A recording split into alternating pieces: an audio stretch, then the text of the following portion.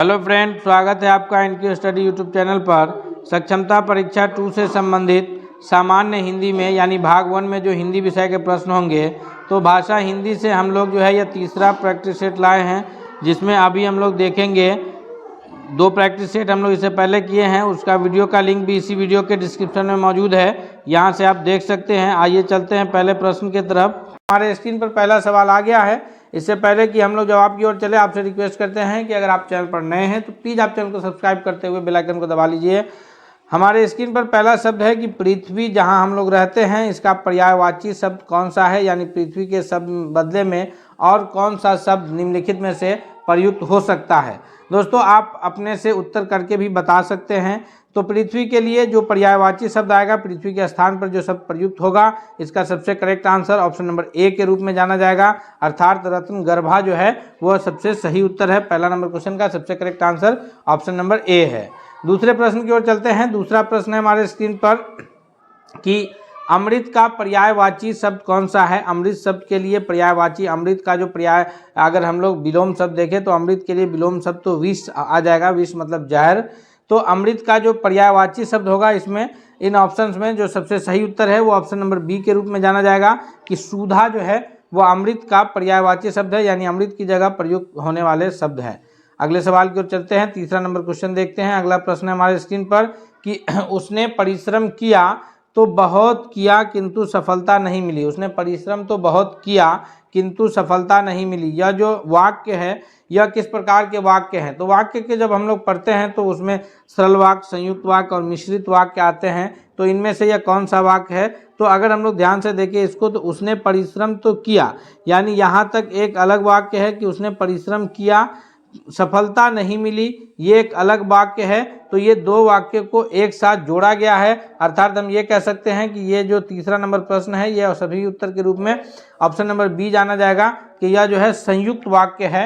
Next सवाल की ओर चलते हैं। अगला क्वेश्चन है कि तुलसीदास ने कहा कि विनाश काल में मनुष्य की बुद्धि भ्रष्ट हो जाती है। जी हाँ दोस्तों, इसका सही प्रश्न का जो सबसे सही उत्तर होगा कि तुलसीदास ने कहा कि विनाश काल में मनुष्य की बुद्धि भ्रष्ट हो जाती है। इसका जो यहाँ पर अगर ध्यान से देखा जाए तो ये एक मिश्रित वाक्य है, यानी संयुक्त नहीं कह सकते हैं। यहाँ पर जो तुलसीदास जी का जो कथन है उसे जो है इसमें क्या किया गया है, मिश्रित करके एक वाक्य बनाया गया है। तुलसीदास जी का कथन है कि विपरीत मनुष्य की बुद्धि भ्रष्ट हो जाती है, विनाश काले विपरीत बुद्धि। तो ये तुलसीदास जी का कथन है, उसको बताया जा रहा है, अर्थात हम ये कहेंगे कि यह जो वाक्य है एक संयुक्त वाक्य है।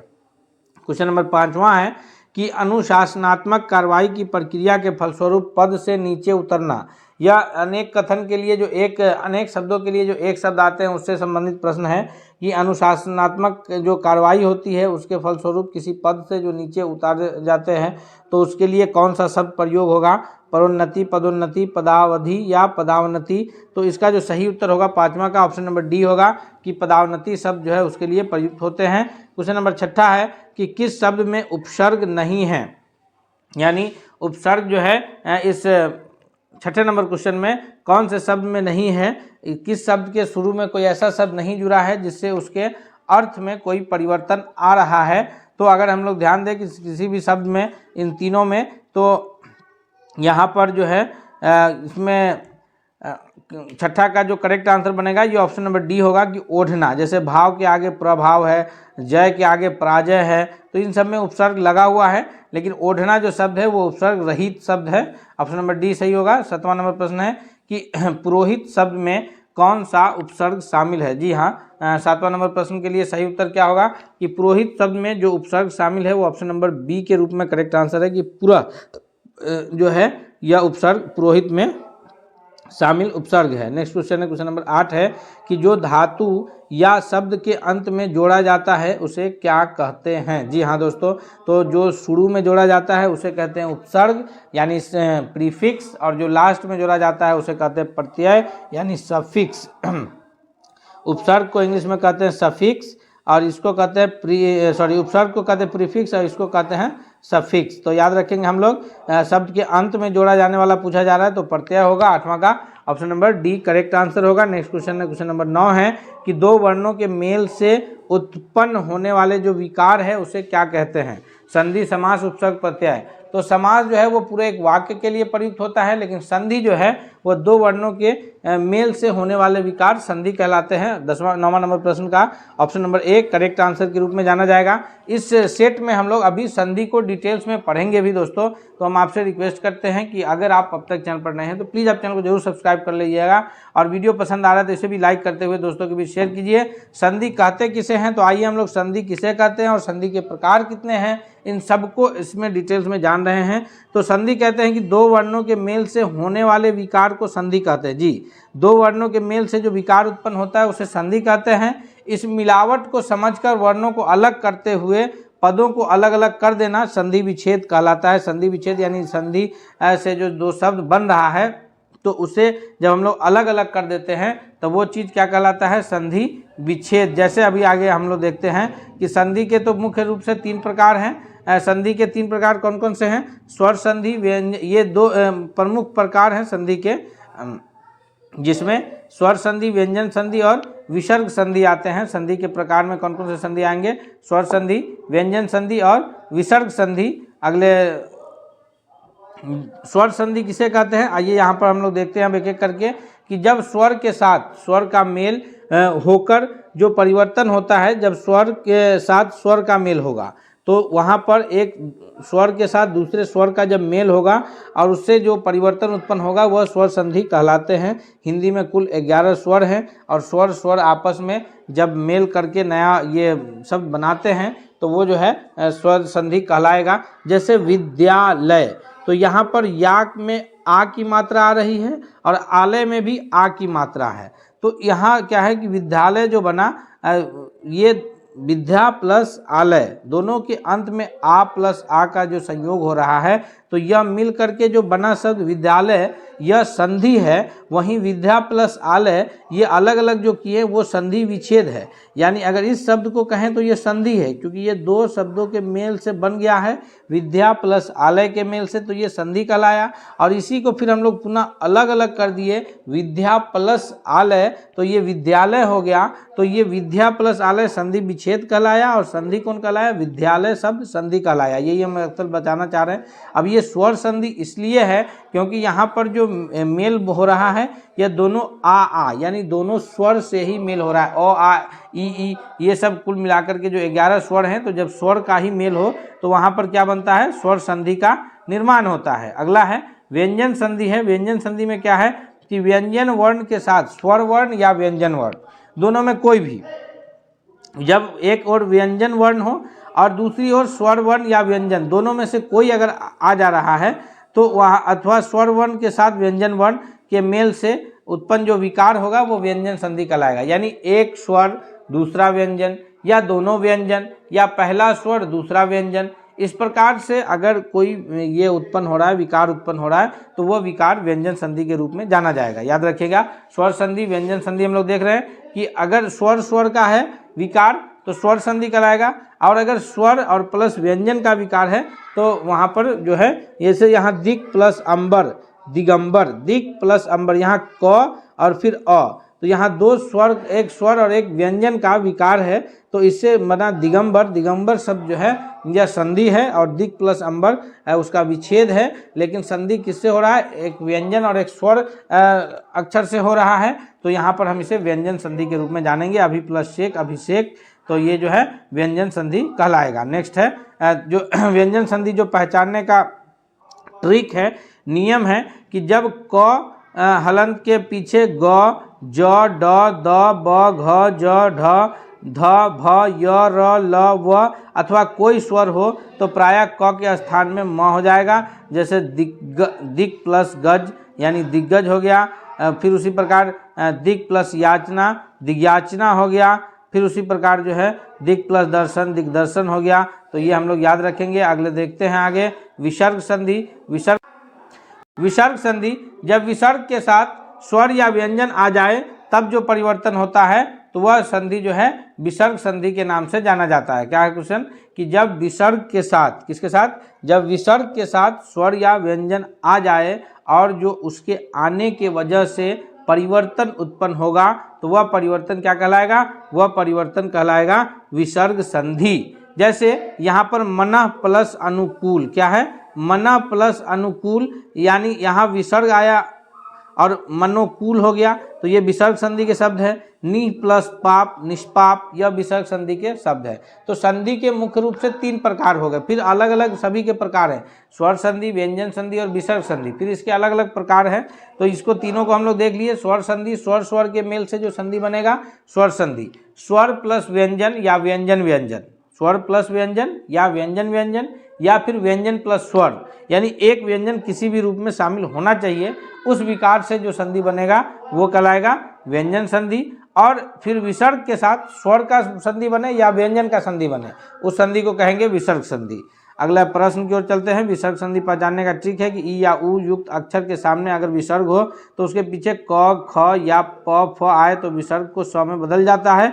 जैसे नि प्लस कृति निष्कृति हो गया, नि प्लस खुल निष्खुल हो गया, तो ये विसर्ग संधि को पहचानने का ट्रिक है। अगला है प्रश्न है हमारे स्क्रीन पर 10वां नंबर प्रश्न कि दयानंद में प्रयुक्त संधि का नाम बताइए। यानी दयानंद जो शब्द है इसमें कौन सी संधि प्रयुक्त की गई है, गुण संधि, दीर्घ संधि, व्यंजन संधि या यन संधि। तो इस 10वां नंबर प्रश्न का जो करेक्ट आंसर है दोस्तों ऑप्शन नंबर बी के रूप में जाना जाएगा कि इसमें जो संधि प्रयुक्त की गई है वह दीर्घ संधि है। नेक्स्ट क्वेश्चन है, क्वेश्चन नंबर 11 है कि दयानंद में कौन सी प्रयुक्त संधि है। सेम क्वेश्चन है, क्वेश्चन नंबर 11 का भी वही आंसर आ जाएगा, यानी ऑप्शन नंबर बी के दीर्घ संधि।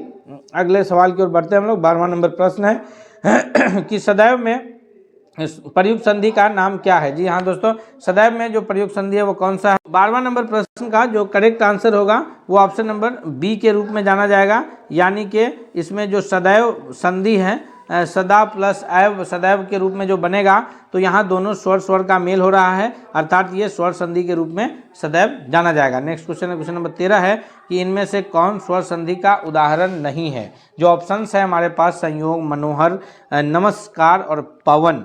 तो ध्यान से देखिए, तो पवन में जो है, बाकी इसमें संयोग, तो संयोग में, फिर मनोहर में मनो प्लस हर, और नमस्कार में, इन सभी में जो है स्वर संधि का ये है। लेकिन ऑप्शन नंबर डी जो है पवन, जिसमें स्वर संधि का विकार नहीं है, ऑप्शन नंबर डी इसलिए करेक्ट आंसर होगा। क्वेश्चन नंबर 15 है कि इत्यादि का सही संधि विच्छेद कौन सा है।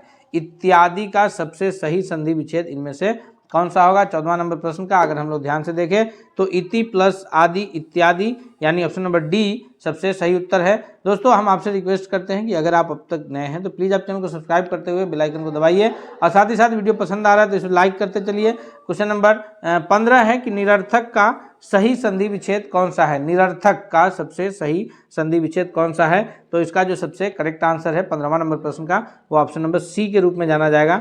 निह प्लस अर्थक निरर्थक, यानी इसका सबसे सही क्या है, ऑप्शन नंबर सी है, ये सबसे करेक्ट आंसर है। वृक्ष से पत्ते गिरते हैं इस वाक्य में से किस कारक का चिन्ह है। वृक्ष से पत्ते गिरते हैं इस वाक्य में जो से है वह किसका विभक्ति चिन्ह है।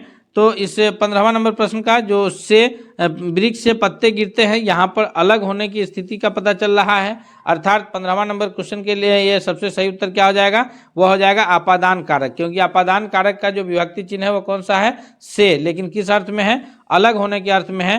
तो 15वां नंबर क्वेश्चन का सही उत्तर होगा दोस्तों ऑप्शन नंबर सी कि वृक्ष से पत्ते गिरते हैं, यह आपादान कारक है। नेक्स्ट है क्वेश्चन नंबर 16 है कि वृक्ष पर पक्षी बैठे हैं, तो इसमें पर जो है यह कौन सा कारक के अंतर्गत आएगा। यह पर जो है यह क्या बता रहा है, वृक्ष पर पक्षी बैठे हैं, यह कर्म कारक बता रहा है, संप्रदान कारक बता रहा है, आपादान कारक बता रहा है, या फिर अधिकरण कारक को बता रहा है। इसका सही उत्तर क्या होगा, तो 16वां नंबर प्रश्न का जो सबसे सही उत्तर के रूप में जाना जाएगा वह कौन सा होगा। 16वां नंबर क्वेश्चन के लिए सबसे करेक्ट आंसर है ऑप्शन नंबर डी कि यह अधिकरण कारक को बता रहा है कि वृक्ष पर पक्षी बैठे हैं। नेक्स्ट क्वेश्चन है, क्वेश्चन नंबर 17 है कि निम्नलिखित शब्दों में से सदा स्त्रीलिंग वाला शब्द कौन सा है। ऐसा शब्द कौन सा है जो हमेशा स्त्रीलिंग के अर्थ में प्रयुक्त होता है। वह पक्षी है, बाज है, मकड़ी है, या फिर गैंडा है।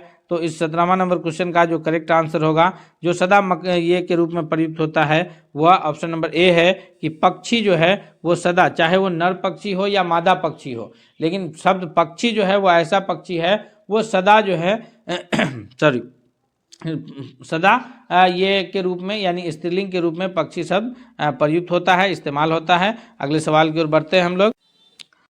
नेक्स्ट क्वेश्चन है हमारे स्क्रीन पर, देखते हैं 18वां नंबर प्रश्न क्या है। क्वेश्चन नंबर 18 है कि लिंग की दृष्टि से दही क्या है। यह प्रश्न जो है अक्सर कंफ्यूज करते हैं और यह प्रश्न आपको जो शुरू होता है 10th से लेकर के और ग्रेजुएशन लेवल तक में ये कन्फ्यूजन क्रिएट करता रहता है, इसलिए इस कन्फ्यूजन को आज ही दूर कर लीजिए। अगर परीक्षा में या इस प्रकार के प्रश्न बनते हैं तो फिर वहाँ आपको कन्फ्यूज होना नहीं है कि लिंग की दृष्टि से दही जो है वह स्त्रीलिंग है, पुल्लिंग है या फिर नपुंसक लिंग है या उभयलिंग है। चूँकि 4 प्रकार के लिंग के बारे में हम लोग पढ़ते हैं व्याकरण में, एक तो स्त्रीलिंग, पुल्लिंग, और जिससे मेल फीमेल का पता चले, फीमेल के लिए स्त्रीलिंग, मेल के लिए पुल्लिंग, और फिर जो है नपुंसक लिंग और उभयलिंग। तो ये 4 प्रकार के हम लोग लिंग को पढ़ते हैं। इसका 18वां का जो करेक्ट आंसर है वो ऑप्शन नंबर बी है कि दही जो है वह पुल्लिंग होता है, यानी ऑप्शन नंबर बी जो है सबसे सही उत्तर होगा। नेक्स्ट क्वेश्चन है, क्वेश्चन नंबर 19 है कि निम्नलिखित में से कौन सा शब्द स्त्रीलिंग है, यानी किस शब्द से स्त्रीलिंग होने का बोध हो रहा है। उत्साह, चक्रव्यूह, मृत्यु और संकल्प, इनमें से किस शब्द के द्वारा जो है ये पता चल रहा है कि वह शब्द जो है वह स्त्रीलिंग है।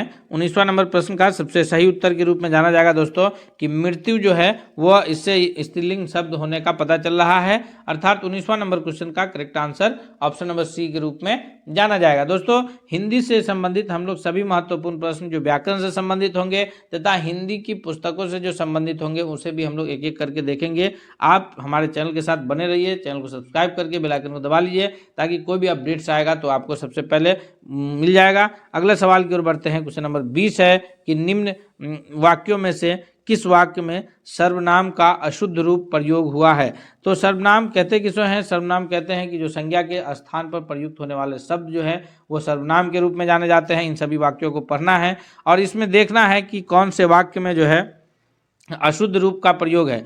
वह स्वयं यहाँ नहीं आना चाहती, यहाँ पर, या फिर आपके आग्रह पर मैं दिल्ली जा सकता हूँ। यहाँ पर आपके, मैं, ये सारे शब्द जो है ये सर्वनाम है। जैसे वह, तो ये सर्वनाम है।